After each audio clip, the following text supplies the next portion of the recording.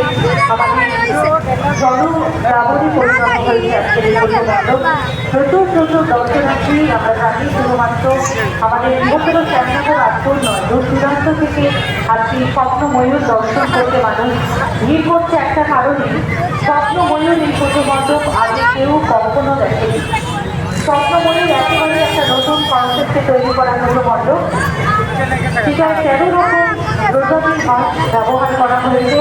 বাকির বিভিন্ন উপকরণ দিয়ে ভেতরের যে কারুকার্যগুলো, অর্থাৎ ঝাড় থেকে শুরু করে বিভিন্ন ভেতরের কারুকার্যগুলো তৈরি করা হয়েছে। আপনারা দর্শন করছেন উত্তর 24 পরগনা জেলার শ্রেষ্ঠ পুজো মণ্ডপ, যার নাম স্বপ্নময়ূর। সেটা উপহার দিয়েছে আজমুর ভাতৃসংঘ সুবর্ণ জয়ন্তী মঞ্চে।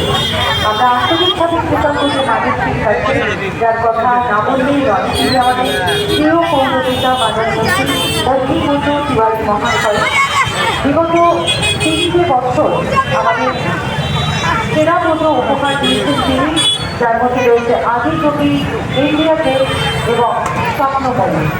আপনারা দর্শন করতে চলেছেন স্বপ্নময়ূর উত্তর 24 পরগনা জেলার শ্রেষ্ঠ পুজো মণ্ডপ। যাদের ভিআইপি পাসের প্রয়োজন তারা